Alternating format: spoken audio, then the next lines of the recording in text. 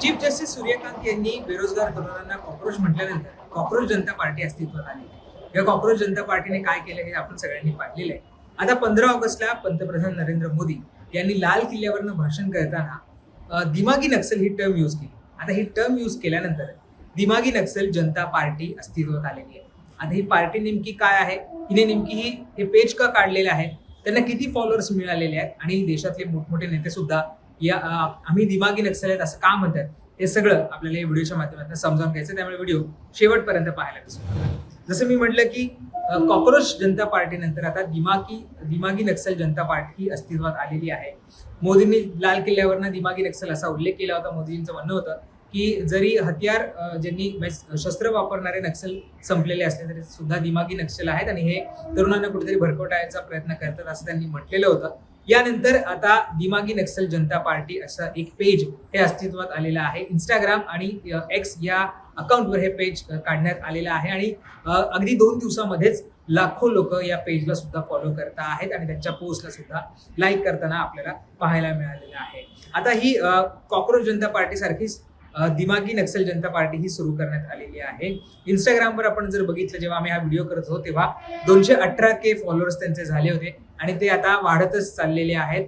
तासाला फॉलोअर्सची संख्या ही मोठ्या प्रमाणावर वाढताना आपल्याला पाहायला मिळते। आज त्यांनी इंस्टाग्रामवर जो बायो आहे त्याच्यामध्ये काय म्हटलंय, त्याच्या बायोमध्ये थिंक रिसर्च रेसिस्ट असं त्यांनी या सगळ्यामध्ये म्हटलेलं आहे। त्यामुळे विचार करा, तुम्ही रिसर्च करा, संशोधन करा आणि जिथं असेल तिथे रेसिस्ट करा, म्हणजे विरोध करा असं सुद्धा त्यांनी याच्यामध्ये म्हटलेलं आहे। फाउंडरचं नाव काय लिहिलंय तर फाउंडरमध्ये दिमागी इंडियन असं त्यांनी म्हटलेलं आहे। या अकाउंटवरनं त्यांनी वेगवेगळ्या गोष्टी सुद्धा पोस्ट केलेल्या आहेत। त्यांच्या एका इमेजमध्ये त्यांनी दिमाग यूज करो असं देखील म्हटलेलं आहे, ज्यामध्ये फॅक्ट्स बघा, लॉजिक बघा, देशभक्ती, युनिटी, विचार स्वातंत्र्य आणि संविधान प्रथम असं सुद्धा त्यांनी या सगळ्यामध्ये म्हटलेलं आहे। दुसरीकडे propaganda, hate, anti national bias, fake news, division, victim card आणि अर्बन नक्सल या सगळ्या गोष्टींपासून दूर राहायला हवं असं सुद्धा त्यांनी याच्यामध्ये म्हटलेलं आहे। एक्सवर जर आपण बघितलं तर एक्सवर त्यांचे सध्या 11.4K फॉलोअर्स सुद्धा झालेले आहेत। त्यामुळे 15 ऑगस्टला जेव्हा पंतप्रधान नरेंद्र मोदी यांनी दिमागी नक्सल ही टर्म वापरली त्यानंतर काही वेळातच ही पार्टी फॉर्म झालेली आहे। ज्या पद्धतीनं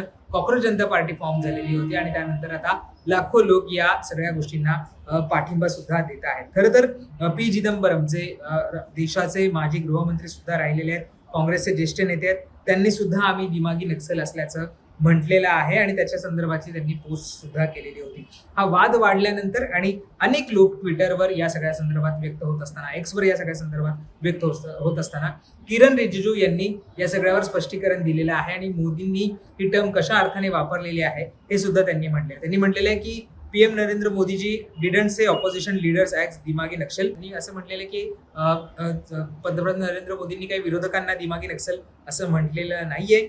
आता जे दिमागी नक्सल्स कोण आहे याची सुद्धा त्यांनी म्हटलेले आहे, ओनली फॉलोइंग आर दिमागी नक्सल्स, आणि त्यांनी काही खाली पॉईंट्स दिलेले आहेत। त्याच्यामध्ये त्यांनी काय म्हटलंय, who supports Maoist and reject Indian constitution, म्हणजे जे माओवादाला सपोर्ट करतात आणि भारतीय संविधान नाकारतात त्यांना आम्ही दिमागी नक्सल म्हणतोय। Who stand with separatist and support article 370, जे विभाजनवादी जी मानसिकता त्यांना सपोर्ट करतात आणि आर्टिकल 370ला सपोर्ट करतात, हे आमच्यासाठी दिमागी नक्सल आहेत असं सुद्धा त्यांनी म्हटलेलं आहे।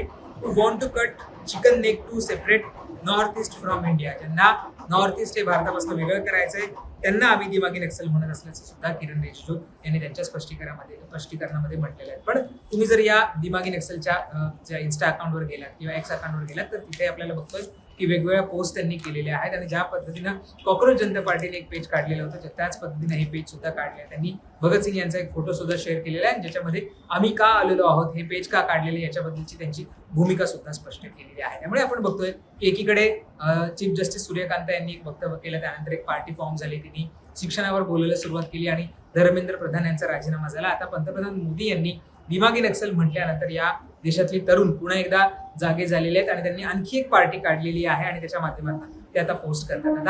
आता हे जे दिमागी नक्सल पार्टीचं जे पेज आहे ते सुद्धा बंद करायचा प्रयत्न झाला असा त्यांचा आरोप आहे, त्यांचा दावा आहे। त्यांनी त्याच्या संदर्भातला हा व्हिडिओ सुद्धा शेअर केलेला आहे। आता या पार्टीला सुद्धा काही सपोर्ट मिळतो आहे का, आणि कॉक्रोच जनता पार्टीप्रमाणेच हे काही जन आंदोलन उभं करतायत का हे सुद्धा पाहणं महत्वाचं असणार आहे. पण तुम्हाला या दिमागी नक्सल जनता पार्टीबद्दल काय वाटतं, हे पेज काढण्याबद्दल तुमची काय मत आहे हे आम्हाला कमेंटमध्ये सांगायला विसरू नका. आणि मुंबई तकला सबस्क्राईब केलं असेल ते सुद्धा करा. धन्यवाद.